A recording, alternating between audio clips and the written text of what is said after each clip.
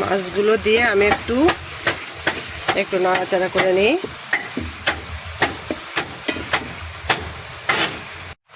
এবার পরিমাণ মতো জল দিয়ে দেবো, জল বেশি দিব না। এখানে আমি আজকে বাচ্চা মাছের ভুনা রান্না করলাম, ধনেপাতা টমেটো দিয়ে, পেঁয়াজ রসুন দিয়ে। মাছে লবণ আর হলুদ মাখিয়ে নিয়েছি। মাছটা হলো বাচ্চা মাছ। এবার মাছ ভাজতে দিয়ে দিলাম। আর এখানে কি করছি, সিম আর এখানে বেগুন, এই দুটো একসঙ্গে ভেজে নিয়েছি।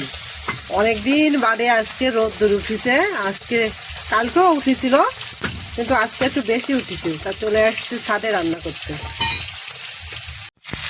কড়াইটি তেল দিয়েছি, দিয়ে কালো জিরে দিয়েছি, পেঁয়াজ দিয়েছি, আর এই যে মরিচ দিয়েছি। এখানে ধনেপাতা কেটে রেখেছি, এখানে রসুন রেখেছি, এখানে পেঁয়াজ আর হচ্ছে গিয়ে জিরে আদা বাটা আছে, আর এখানে মাছগুলো ভেজে রেখেছি।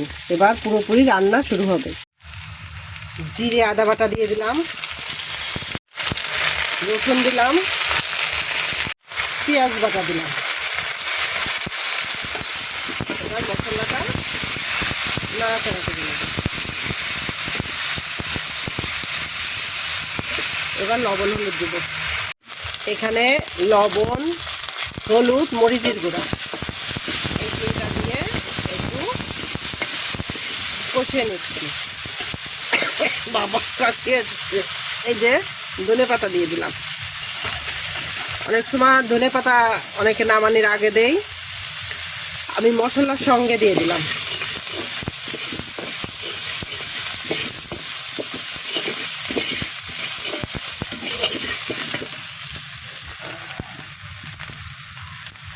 এবার একটু জল অ্যাড করলাম।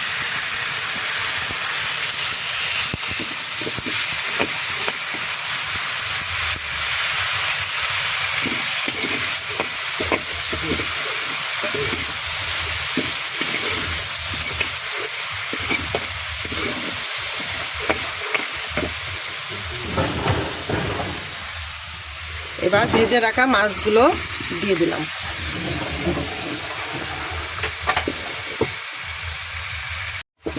মাছগুলো দিয়ে আমি একটু নাড়াচাড়া করে নিই।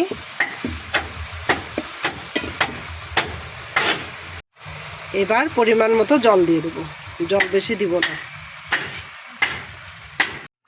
এখানে আমি আজকে বাচ্চা মাছের ভুনা রান্না করলাম, ধনেপাতা টমেটো দিয়ে, পেঁয়াজ রসুন দিয়ে।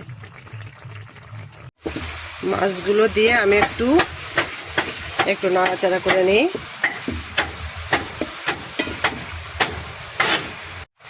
এবার পরিমাণ মতো জল দিয়ে দেবো, জল বেশি দিব না। এখানে আমি আজকে বাচ্চা মাছের ভুনা রান্না করলাম, ধনেপাতা টমেটো দিয়ে, পেঁয়াজ রসুন দিয়ে।